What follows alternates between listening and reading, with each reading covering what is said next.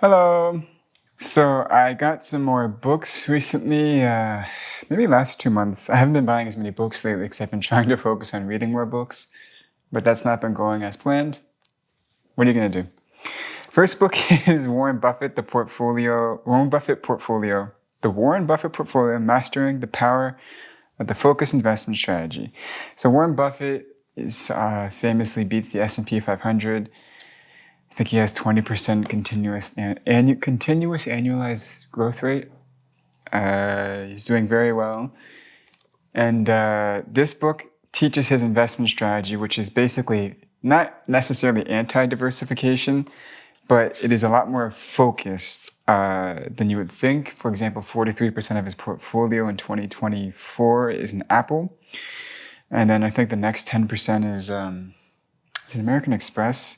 And then the other ones are like just maybe picked and divided amongst like 10 stocks. So he has less than, I think he has 15 stocks in total, right? So this book goes over that because I want to change my portfolio to match that a little bit to see if I can beat the S&P 500. I usually stay within 3% behind or 3% ahead, but usually towards the end of the year, it's like it's usually 3% behind, if anything. I think last year I beat it, but it was the year before that I didn't. Anyways, this is the Warren Buffett biography.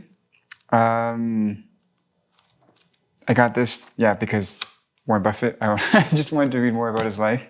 There's no particular reason other than that. The Ways of Being, why did I get this book? Yeah, actually, I don't know why I got this book. The Search for Planetary Intelligence. Maybe I thought it was interesting at the time. Like, the search for planetary intelligence was an interesting idea. Actually, I do think this book is interesting, talking about like aliens and stuff, I believe. I believe it talks about aliens and stuff and like what an intelligent life would look like and what kind of planet they would live on.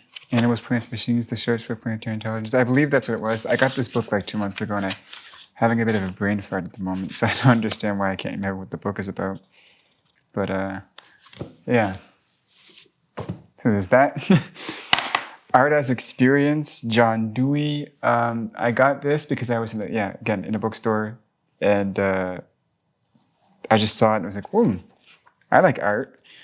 And it does seem like it's an overly complex analysis of art, which can be cool sometimes, but it can be annoying if the language is really, really, really pretentious. We'll see. I didn't have the impression that it was pretentious, but yeah, we'll see how that goes. James George Franzer, the Golden Bough. I actually not too sure what this book is about. So I read some of the sections and I read the table of contents. From what I gather, he's an anthropologist, and from what I also gather, this is a known book, and he kind of gives this analysis of things like the priestly kings, what it means to be a priestly king, and like the responsibilities that come with it. I believe he's just looking at different elements of society or like historical societies, and kind of giving some analysis towards it. And I think maybe like the closest thing I could think of is the Mukaddima is maybe the closest thing, or like Machiavelli's The Prince. The Killing of the Divine King, Temporary Kings, Sacrifice of the King's Son. Killing the God in Mexico. I'm not too certain. It seemed really cool because it seemed a bit like, not like the stereotypical book you'd wear. You would find Tools for Smart Thinking, Richard E. Nisbett, Mindware. I only got this because it's this guy. I actually don't have a super big interest into this topic. My hope is that maybe this can make me think differently about my day-to-day stuff. I read one of his other books about belief, I believe, and it was kind of fun, but I don't have any high hopes for this. We'll see how it goes. I just know Nisbett's a pretty famous author in cognitive psychology. The Outer Limits of Reason. This one's pretty cool. What science, mathematics, and logic cannot tell us. Now, I have some concerns that this person is not going to understand skepticism whatsoever, which is fine. But what I think is really cool here is he's going to take all the fields of science that we have and apply them to their extremes to see where their limits are. So yeah, like even with, I believe this is chess. Anyways, which I think that's another way of studying the limits of knowledge, is looking at the extremes and where knowledge kind of doesn't work, like our axioms taken to the extreme so they don't kind of work. Whereas my kind of approach to the limits of knowledge is mostly just skepticism based. So this will be a fun little read. I'm really excited to read this. Whoops. This one, an anthology, ethical theory. So you might have, if you're following my Instagram, you might have seen that I have the Western Philosophy Anthology, the Oxford Handbook of Value Theory, the Oxford Handbook of Epistemology, Philosophy of Law, yada, yada, yada, yada, right? I'm collecting a few of these because I'm going to make more videos on my channel related to philosophy. People seem to like it, and I think it's more substantive of a topic or like a video, as opposed to just these basic like, hey, I read books, let's talk about them. I think I can give more to the channel than just I read books and let's talk about them. So what an anthology usually is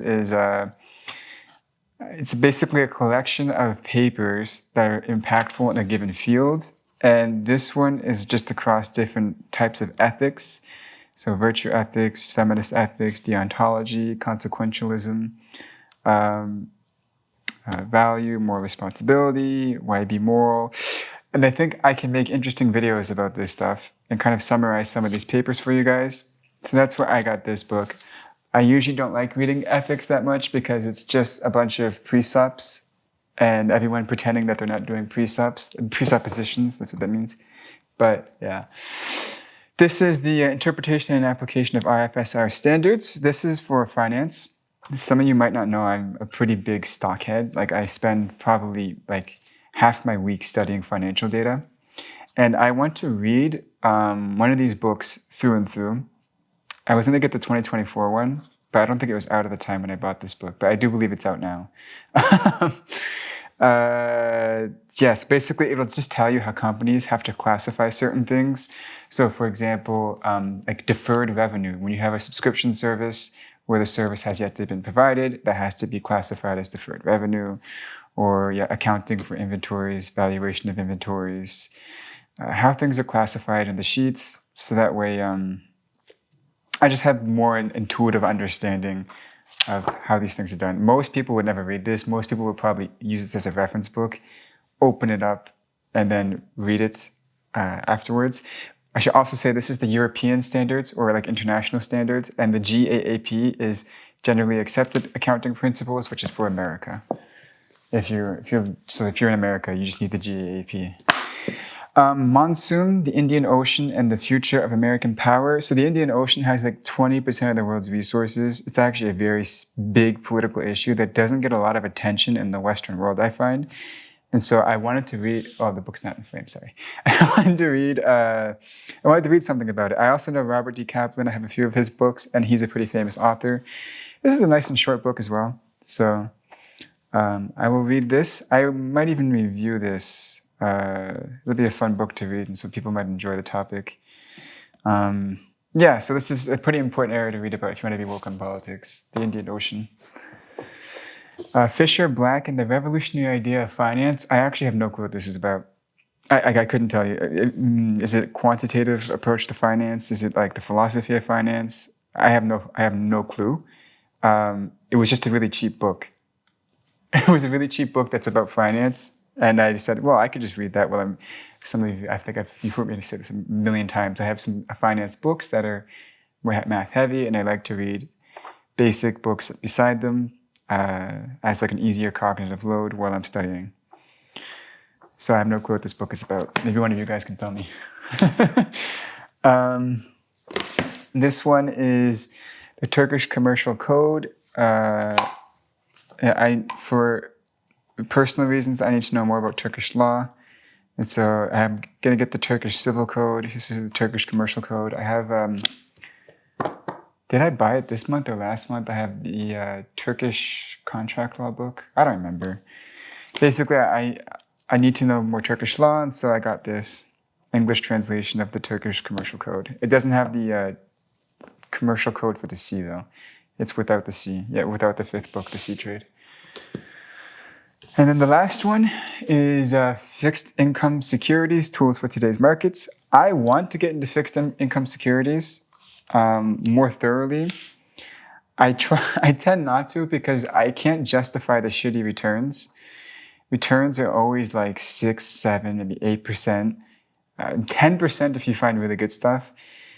But I could just buy a preferred stock if I wanted that kind of return, or I could buy a stock where the dividend is year over year growing, and also get the capital gains. I don't know, but I guess if you want to limit your exposure. But my original purpose behind buying this also was I was going to do a growth stock portfolio that had a lot of volatility.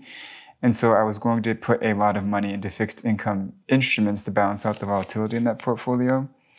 But it also doesn't hurt to just have knowledge of the fixed income instrument market, right? So that's the last book I got. If you've read that Fisher Black book, let me know what it's about. I'm not going to look it up. But until next time, if you have any books you want me to buy, let me know. I will look into them. If you have any anthologies you want me to buy and make videos about for philosophy, let me know. I will also buy those. I have an anthology of epistemology on the way. And with that being said, guys, bye-bye.